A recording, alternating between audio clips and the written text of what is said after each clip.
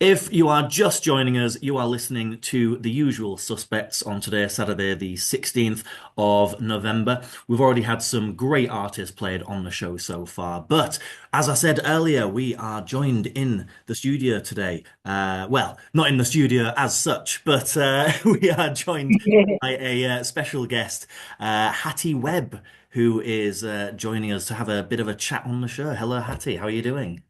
Hello, Ryan. I'm very well, thank you. It's lovely to be with you today. Fantastic. It's lovely to have you on the show as well. I was just saying before that I had a listen to your stuff and I really love it. And well, that's of course why I wanted you on the show. I love having a chat with musicians of all genres. And you yourself, you're a singer and harp. How do you? What's the verb of harpist? You nailed it. Harpist. Well Harp. done. Well done. So, of course, you've had a career supporting many great acts and of course supporting yourself and how did it all start for you, Hattie?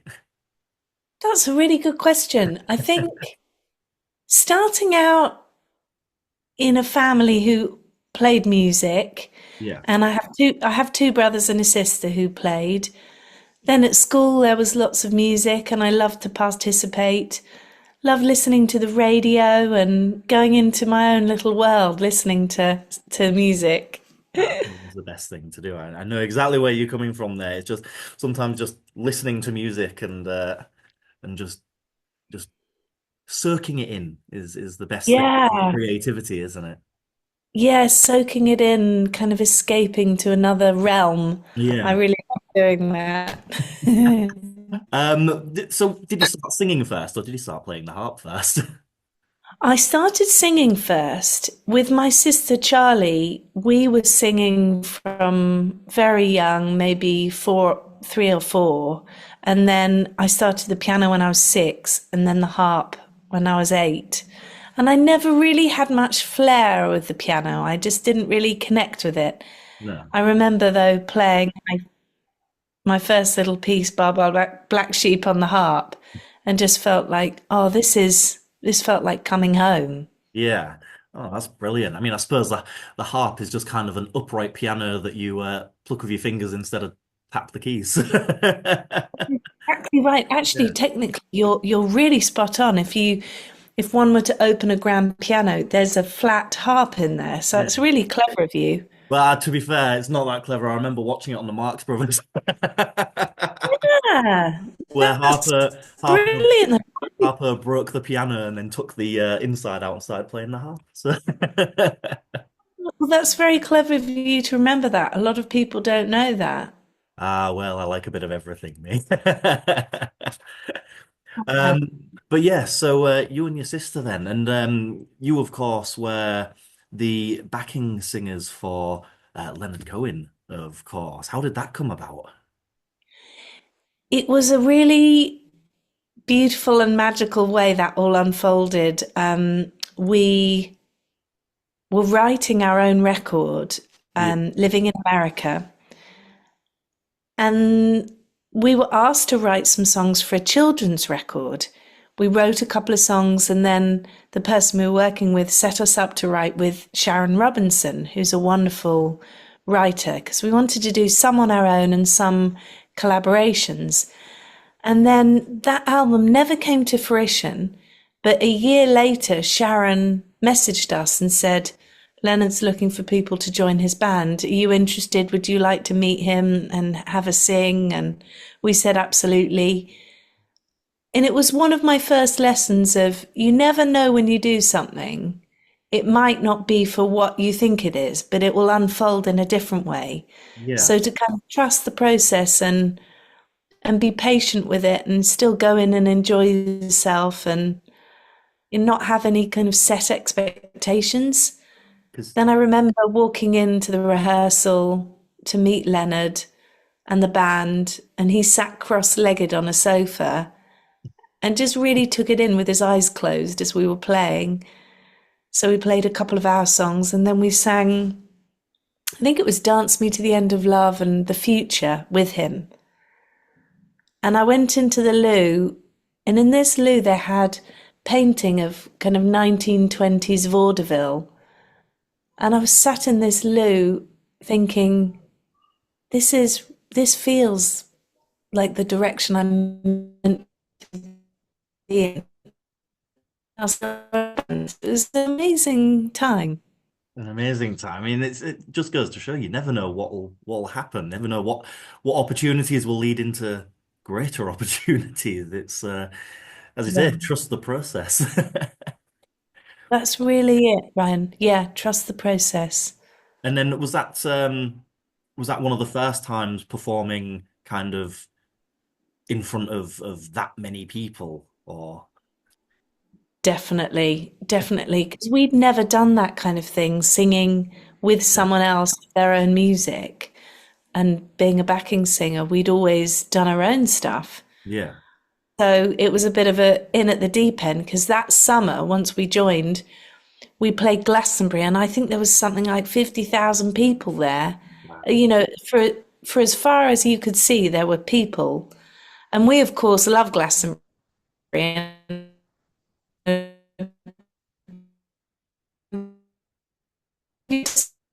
kind of plans.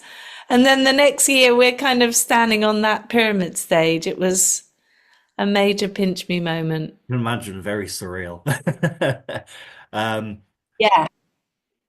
and so what was the connection then between you just singing with your sister in school and then going to that? So were you as I say, were you like making your own songs and how did it kind of take off? Well, we had been writing for a long time and playing gigs, the 100 Club, the Bedford, the 12 Bar, all around London. We grew up in Kent. We'd done quite a lot of gigs down in Kent as well.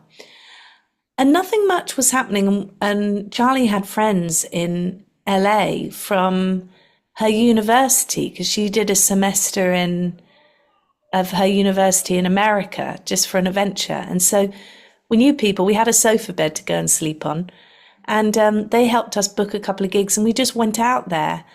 And we'd asked the people that we'd met in London if they knew any people in LA that we could meet. And we met a couple of people, and actually that led to us signing a publishing deal about 3 months later. So it was really about just taking a leap, not really knowing where you're going, Yeah, and asking people for support and help and advice and connecting us with people. And then it went from there, really. fantastic. And what are you doing lately then? Well, we just finished on Sunday playing on the David Gilmour tour, and it was amazing. We were in New York, played 5 gigs at Madison Square Gardens, and now back home to tea and toast and pajamas. Yeah, which is great.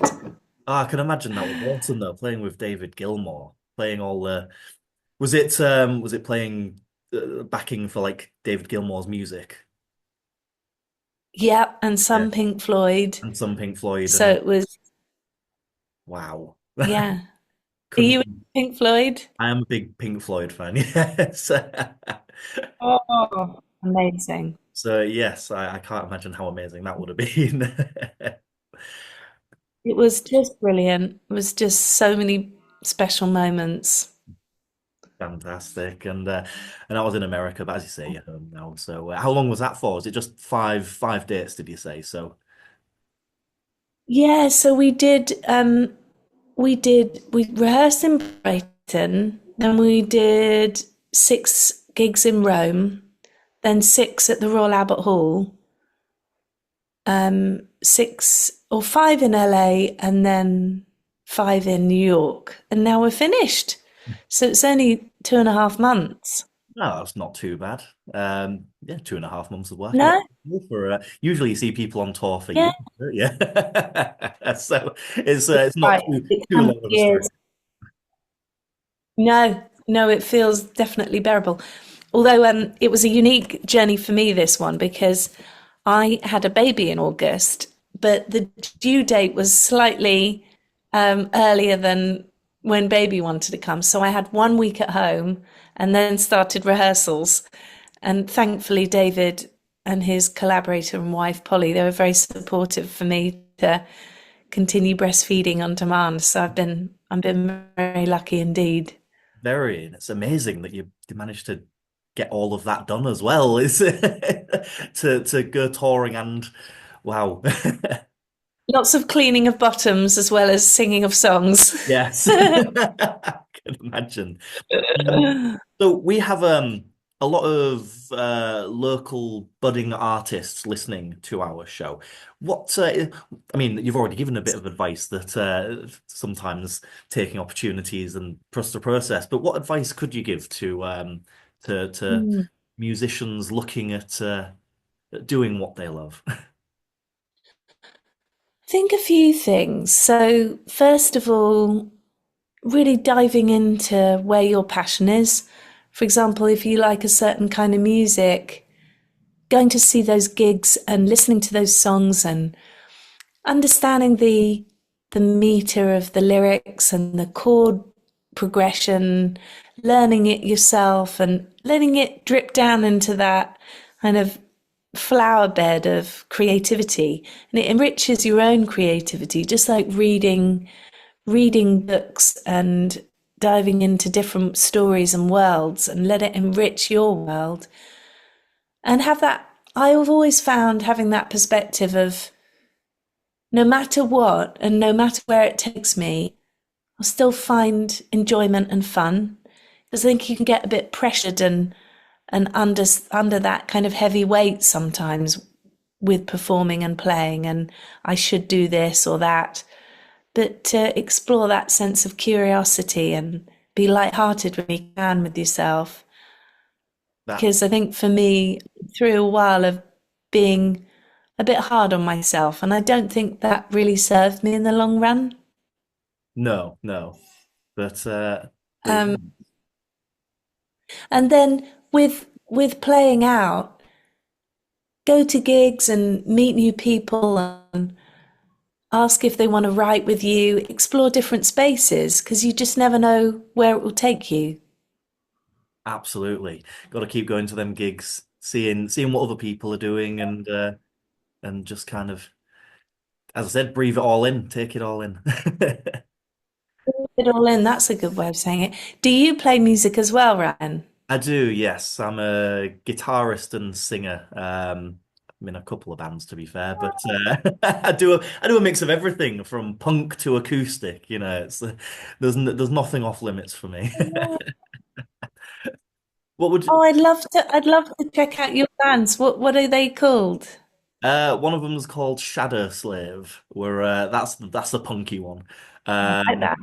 And then I do my own solo stuff as well, under the name, um, goodness, what do I go under? Just my name, Ryan Mulcahy, I suppose. But yeah, I'm just in the process of recording some music for both the band and my own solo stuff as well. So I'm just in the process of getting everything out there, really. I'm just starting. I love that. That's a good way to do it. I Yeah. love that, Ryan. Yeah, we've got a gig on, well, tomorrow actually, tomorrow evening. It's our first time bringing our music to the world for Shadow Slave. So that'll be interesting. Although we're doing it Wow. acoustic, so I don't think our music's intended for acoustic, but we'll see how it goes. Hello, Shadow Slave, coming into the universe. Into the world of music. What would you, Woo. what would you say your favorite song to play is on the harp then? Well, it really changes depending where I'm at and what I feel like. Currently, I'm really enjoying playing a song called Shakespeare's Shores, which is kind of more of a folky vibe. And I really love that kind of ripply feel on the harp. And then I learnt Billie Eilish, her song, What Was I Made For, on the harp. Yeah. It's up on my Instagram, and I really enjoyed playing that because I think it's a great song. Yeah. So to be fair, one of my favorite songs to play on acoustic guitar is "Wish You Were Here" by Pink Floyd.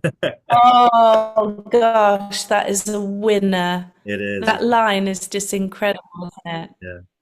The whole song is just real fun to play on guitar, but it's real soulful as well. So it's I like finger Do picking. you oh you finger pick it. Do you sing the same way? Sorry, my internet just stopped there for a second. Could you repeat Don't that? worry, Sorry. don't worry.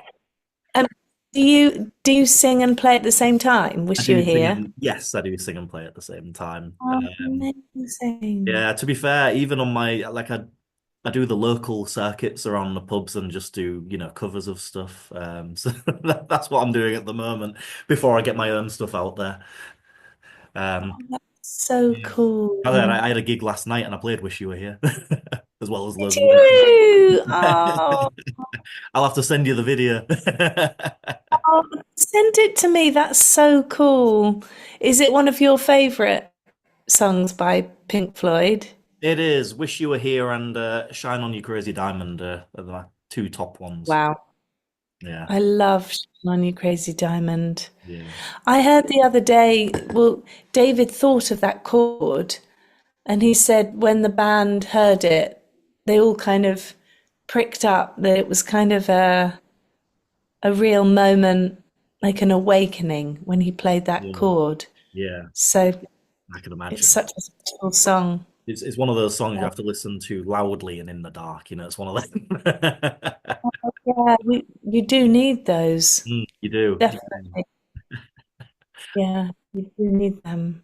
Fantastic. And you've just mentioned the song Shakespeare's Shores. That's one on your newest album, isn't it?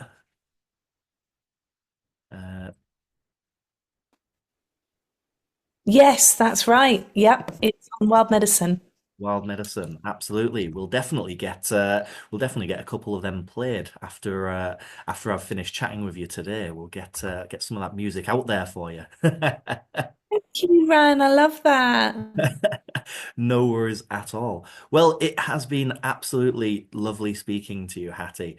But I believe our time is almost over. But as I said, it has been absolutely lovely speaking to you. And yeah, what would just one last question then. So what would you say the highlight of your career has been? That tough one. Real tough one. I was gonna say I you don't know played if this with sounds cliched, but singing Hallelujah with Leonard was pretty breathtaking. And then on the Gilmore tour, to sing Comfortably Numb, yeah, sing the harmonies on that song was amazing. I can only And imagine. then having that moment singing in harmony and sharing music with people of our own music as well, just feeling that sense of connection Yeah. and that all barriers are broken down. That's really what lights me up. No, I can't even imagine. It's one of those mind-blowing things, and hopefully in the future I'll get to experience that as well. But to be fair, even playing Hallelujah and Wish You Were Here to the 10, 20 people that come to the pub is an experience. So I imagine for 50,000 people, that's times times that by a couple of thousand. Well, but that's the thing about music. If you're playing and you're feeling that connection with 10 people, Yeah, it's just as special and just as worthwhile. yeah. So welcome you. Just to know that you're connecting on the same level as some other people. Yeah, Yeah. yeah, that's it. Right. Well, That's fantastic. Well, it has been lovely chatting with you, and we'll have a listen to two of your songs, "Ruined in the Rain" and "Shakespeare's Shores." Thank you very much, Hattie Webb. Thank you so much, Ryan. Have a great day. Thank you.